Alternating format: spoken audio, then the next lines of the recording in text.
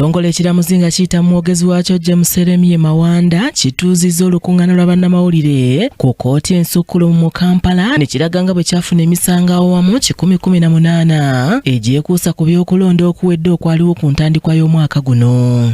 Mawanda Eremye James ategeezezza nti emisango egisinga obungi gyava mu bitundu by'e Masaka nga disitulikiti y'e Bushenyi yo tewali musango gwa byakulonda gwawaabwa. Twafuna emisango egiwerako, tuli misango 118 nga zigatta ababaka ba paalamenti ate n'abakulembera obukulembeze obw'ebitundu etuyita local government.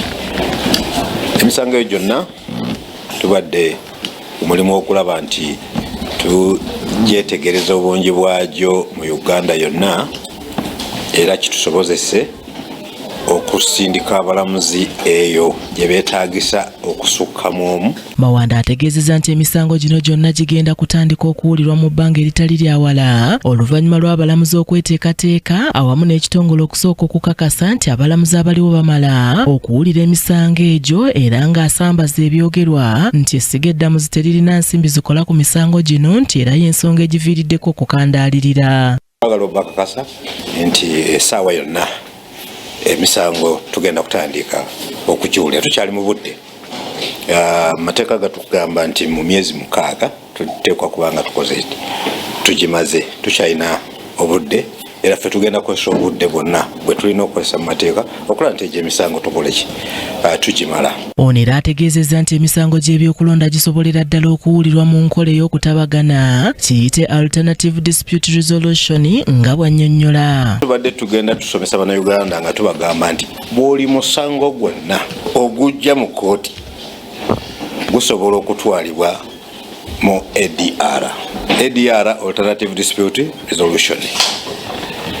Na kino nti emisango egy'ebyokulonda najyo gisobola okugenda mu mediation. Mawanda era atangaazizza ku kujulira kwa Christopher Okero Nyumu eyasingisibwa omusango gw'okutta amabujje eggaba amala asalirwa ekibonerezo ky'okuwanikibwa ku kalabba. Amateeka gawa omuntu yenna asingisiddwa omusango ate n'aweebwa ekibonerezo ky'okuwanikibwa ku kalabba omukisa nti ajulira.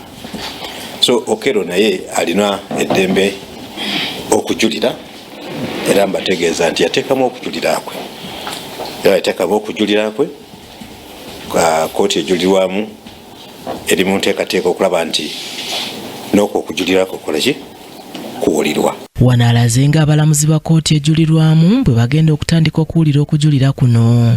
Yalaga nti teyamatira nsala ki ya kkooti. Kale oluvannyuma nga naye tamatidde amateeka gamuwa omukisa era eddembe okujulira. Kyenavudde mbagamba nti kkooti ejulirwamu era ejja kusigala nga emuwuliriza aw'ensonga ze era kkooti ekole ki era esalewo. Mawanda era atangaazizza ku kya kkooti y'olukale ku misango gy'okutwalira amateeka mu ngalo bw'ategeezezza nti kkooti eno esobola okutondebwawo singa abantu bagisaba. Eddembe lya bekikwatako omusango ogwo asobola okusaba saabalamuzi n'amukkiriza na gazeting ekifo ekyo okuba nti kijja kuba kifo kyakutuulamu ng'ekkooti ewulira omusango gye tuyita mobile court. Mobile court kuva wano weetuula bulijjo negenda etuula ki wali. Aneti Nakayibaale yakusakidde eggulire lino ku Racket TV Amalindi.